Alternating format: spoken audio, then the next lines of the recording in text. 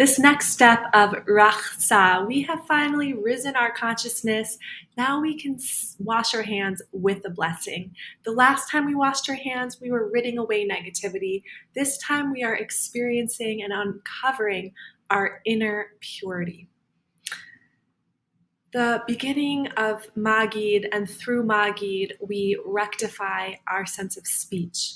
And after we articulate our dreams and articulate our Egypt and our suffering and locate where we want to go, the next step is envisioning the possibilities. And this starts now with Rachtzah. We have to be able to visualize what's possible. We have to believe that the miracles can occur. If you have a desire in life, you can manifest it only if you can envision it. And by dreaming of it and visualizing the path and the possibility of a new reality, that is what you attract.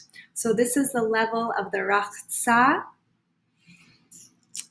And what's very important to remember is that Nisan is the head of the lunar calendar, whereas Tishrei begins the solar calendar. Nisan is the head of all Rosh Chodeshes to come. And what does Rosh Chodesh represent? Whereas the Egyptians worshipped the sun, and the sun rises and sets in the same way, it represents predictability. Egypt had a hierarchy. If you were a slave, you were a slave. If you were this, you were always this. You had no room to change or to grow. And that's why Paro also represents stuckness. There wasn't movement. And he even told everyone that he didn't have to go to the bathroom because he was a god. But what that represents is a stuckness in his body. There was no movement. And when you wake up every day and if you worship the sun, that means who I was yesterday is who I am today. I have no way to change.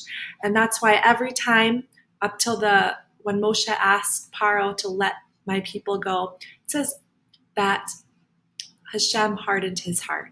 A hard heart means I'm not willing to change, to grow. My habits are who I am. I'm not a morning person. Then if something comes my way, an opportunity in the morning, I say no, because that's who I've always been. And that enslaves us. When we are a slave to our past, when we are a slave to our suffering or our habits or our traumas, we're not alive, we're not moving. Nisan represents the power of the moon, and moon represents renewal, possibility, newness. In Koheles it says there is nothing new under the sun, but the Zohar says, yet under the moon there is newness. So we have to believe in this power of hishtadlus, of renewal within creation, and approach each moment anew with new eyes. And instead of hardening our heart, we soften the heart and we're vulnerable, which is also why when Moshe approached the burning bush to encounter a divine moment, Hashem said, take off your shoes. Release the barriers that hold you back from softening and being vulnerable and approaching each moment anew. So during Rachtzah, let's envision the possibilities.